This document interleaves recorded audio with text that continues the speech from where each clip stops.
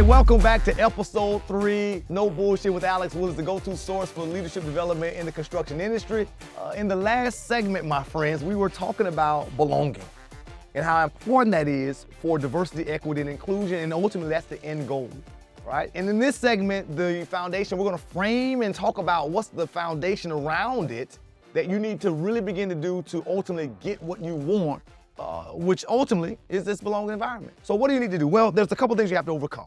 The first thing that most of us have challenges with is this thing called race. That's a tough one. Think about that, my friends. Most of us, our parents, our grandparents, they told us, hey, don't talk about a few things in life. Don't talk about race, don't talk about politics, don't talk about religion, and don't talk about money. Well, if we're being honest right now in the society in which we live in, all of those topics face us daily. And so we're walking around in our own bubbles, not having real conversations with people, and therefore we have our own information there. And the problem is this, my friends. When you are faced with some type of information gap, right? So when there's a gap of information between you and someone else in your interactions with them, if you don't talk about it, what we do as individuals is we unpack our backpack of experiences and things that we know and things that we've gone through, and we take our information and fill it and put it in the gap, which leads to great assumptions. And you know what they say, when you assume, you make an ass out of yourself. And oftentimes we do because we're not having great conversations. So the foundation of belonging is, number one, you gotta have great conversations with people and be willing to talk to people to understand them, understand yourself, and begin to just have some of those challenging conversations, right? And one of those challenging conversations is around this thing called race. So as you think about this thing called race, before I tell you what it is, I often ask people a few questions. The first question that I love to ask people is this: how would you define race? What does it mean to you? Think about that for a second. It's a question that most people have never even thought of. How do you define race? What does it mean to you? When I ask that question on job sites, I hear all kinds of answers. Everything from, well, it's skin color. I define race as skin color. Or I define race based on geographic location. I define race based on facial features and physical features, right? We've heard all kinds of things that we've heard people kind of throw out because they've never really challenged themselves with that question, right? So think about that. Then I go a little further, and I want to ask you, my audience, how many races do you think there are? And I want you to understand this. I've heard everything from a few to millions, right? I think I was in Prineville, Oregon, when a guy just looked at me and said, Alex, it's millions. And I'm like, damn, dude. Thankfully, I'm not gonna have you list all of those, right? But traditionally, what people use as their go-to, my friends, they look at that government form. They say, hey, well, Alex, on the government form, we have Black, we have Caucasian, we have Hispanic, we have non-Hispanic, male and female. We have, they kind of go down that list, and at the bottom we have other, right? And I'm the guy who always checks other, and then the Black guy walks in the room, right? But think about that. How many races are there? And I want to push you even further. How do we decide which race someone belongs to? And hear me out, my friends. Don't give me that bullshit about, well, Alex, it's not my job to do that. I don't do it. We all do it. Let me give you an example. Oftentimes when we hear people talk based on their accent, we begin to decide, oh, I think they're from this part of the world. We may not say it out loud, but in our minds, we start churning on based off accent, based off of clothing that people wear. Hey, if you tuned into today's episode and you're looking at it on YouTube right now, you saw me in a full-fledged dashiki doing this show, you would say, I think that dude's from Africa, right? Based on what I'm wearing, right? So understand, we do it based on clothing. We do it sometimes based on what people eat, their religion. If I told you for the next half of this show, my buddy who's Hindu's coming into class, just hearing that right now, what do you visualize that person looking like? Most people visualize someone with brown skin from Asia, right? From that Asian kind of area. Think about that. Because we use those context clues, we fill in our own information, and we make these assumptions, right? I often ask people to look around the room or to look around their job site and their team, and who do they think they're most similar to genetically, biologically, and why? Most times people pick people who look just like them. Same eye color, same hair color, same skin color. And then the last question I want you to ponder on today's show is this: where do you get your source of information from as it pertains to race? Think about that. What's your source of information? For most people, it's family upbringing, it's life experiences, it's the neighborhood that I grew up in, it's my school system, social media, the news. I want you to think about that. How different are all of those sources for all of us? So we pull all of this information from all these different places, all these different sources. We're left with our own ideas, our own experiences, and we never talk about it. So it's as if we're walking around in bubbles with our own thoughts about race, ethnicity, and others, never talking about it, and oftentimes making horrible assumptions about other people, right? I think the worst I've ever heard, it made me laugh. I had a buddy of mine in a class, and we were talking about it, and he threw out this. He said, Alex, there's something to this thing called race because all black people have an extra calf gene, right? That's why they can jump so high and dunk. And I'm like, well, damn, dude, I can't dunk, so I guess it jumped over me, right? So understand, when you have these kind of conversations and you're trying to create belonging environments, sometimes you have to keep a straight face and say, that's interesting. Never thought about it that way or never saw it that way, right? That was one of those times I had to use that, that's interesting. Never thought about it that way, right? Well, let's dive into this thing called race a little more in a little more detail. There's something called the Human Genome Project. For those who are interested, check it out. Here's what it was. Scientists went all over the world sampling the DNA of people, right? They wanted to see what's up with this thing called race. Is it real? Is it something to it? How many races are there? Are there genes in one group of people that are not in another group? So they spent billions of dollars in about 13 years doing this study, comparing DNA. Here's what they found, my friends.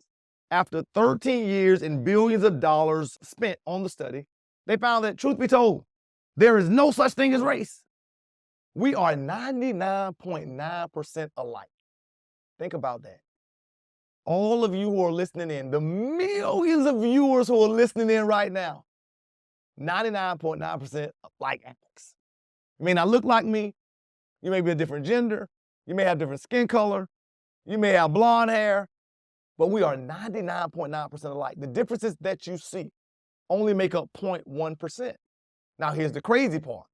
Society has us focus all of our damn time on the 0.1%. So instead of creating belonging environments, society, news media, social media, sometimes friends, family, peers, we focus on that other side and we create great gaps between us. Here's a crazy fun fact for you. Crazy, stupid fun fact. Of all the species on the planet, we are the most alike, my friend. Think about that. Of all the species on the planet, we are the most alike at a similarity rate of 99.9%. The closest species in similarity rate within themselves are chimpanzees. Now, chimpanzees have a 98.7% similarity rate within themselves. Now, I don't know about you, but shit, every monkey looks alike to me, right? It's a damn monkey. But think about it. They look so similar, yet we who look so different have a higher similarity rate within ourselves than they do within themselves. That's the jacked up part that gets us messed up. So as we talk about belonging environments in construction, the first thing we have to do is really set foundational groundwork with facts, understanding that we are more alike than we are different. Regardless of how I talk, regardless of what I look like, regardless of all of these other factors, we have a lot in common. When I can understand that, I can really begin to bring empathy and compassion to those around me, and it allows me to see commonality and to really begin to treat people differently, right? But here's the deal. Understand this. Your view of diversity, your view of others is often predicated on your upbringing, the opportunities in your life, the experiences in your life, and all of those things shape us, right? They shape us, and it brings us to this really, really crazy thing called bias, right? So understand this. This thing called bias is very, very challenging because oftentimes it leads us and guides us without us even realizing it, and oftentimes we don't even understand the decisions that we're making based on unconscious bias. So what the hell is unconscious bias? Well, here it is, my friends. Unconscious biases are learned stereotypes that are automatic, unintentional, Deeply ingrained, universal, and able to influence your behavior. Automatic. Oops, I didn't mean to hurt anybody. I wasn't trying to do that, right? Deeply ingrained, universal, and able to influence your behavior. True story. So check this out. Several years ago, we moved here into Naperville, Illinois, and we moved into a great neighborhood. I'll tell you, this is not the neighborhood I grew up in. It's just a different neighborhood, and it's a great neighborhood. The neighborhood I grew up in at the time was a great neighborhood when I grew up. We had great people around us, right? But just a different neighborhood. So just to let you know, Naperville has been voted as, I think, the top 10, over the last 10 years, I think the top 5 places to live in the U.S., right? So we bought a house in this neighborhood. We bought a house in the cul-de-sac, and my realtor and I were standing in the front yard, right? So my realtor and I standing in the front yard. The neighbor across the street, which happens to be about a 65-year-old white male, saw someone was buying the house. And for the story, I have to let you know, my realtor is a white male, 44-year-old white male. I'm a 44-year-old black male, and we're standing in the yard, dressed the same, laughing and joking. The neighbor looks out, sees someone buying the house, wants to come across the street and welcome the new neighbor to the neighborhood. So he comes, and you can see as he's walking, he starts slowing down because he's looking at me, he's looking at my realtor, he's looking at me, he's looking at my realtor. And all of a sudden, he looks at my realtor one more time, grabs my realtor and starts hugging his neck and says, "Welcome to the neighborhood, brother. We're so glad to have you here," right?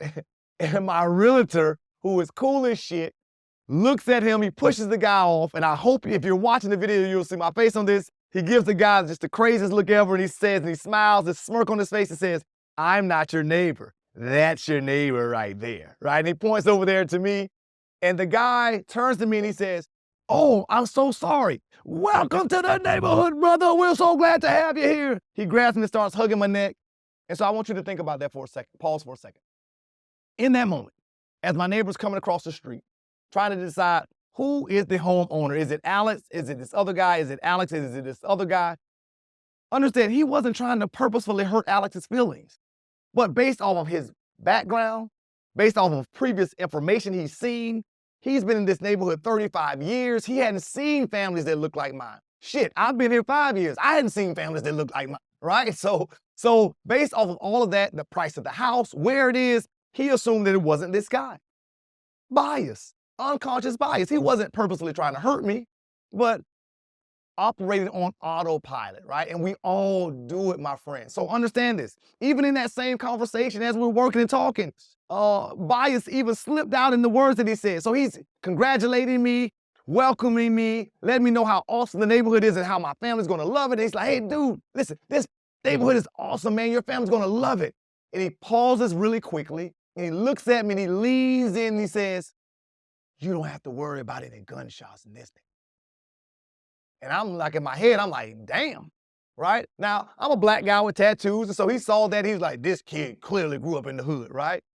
And so when he walked away, my realtor was like, "Damn it, dude, where's the 9mm when you need one? You should have pulled out a 9 and said, 'Not yet, bitch,' and started shooting a gun," right? I'm like, dude, that would have been freaking hilarious had I done that, right? But here's the deal. Great guy, but because of his upbringing, because of his experiences, because of the things that he's seen, allowing bias to lead him and guide him. So this thing called bias, how do we have it? Why? Well, because your brain can only handle 40 pieces of information at a time. But understand this, my friends. You're bombarded at every moment with about 11 million pieces of information. So your brain says, "Hey, wait a minute. I'm going to help you out, my friend." Because we can't filter all of this stuff based on the news that you watch, music that you listen to, how you grew up, experiences that you had, friends that you're around, all of these things, we're going to bring it together. And in the background, we're going to compute all of this going on in your head, and we're going to help you make decisions about people. Safe, not safe, trustworthy, not trustworthy. That person you can go with, that person you can't.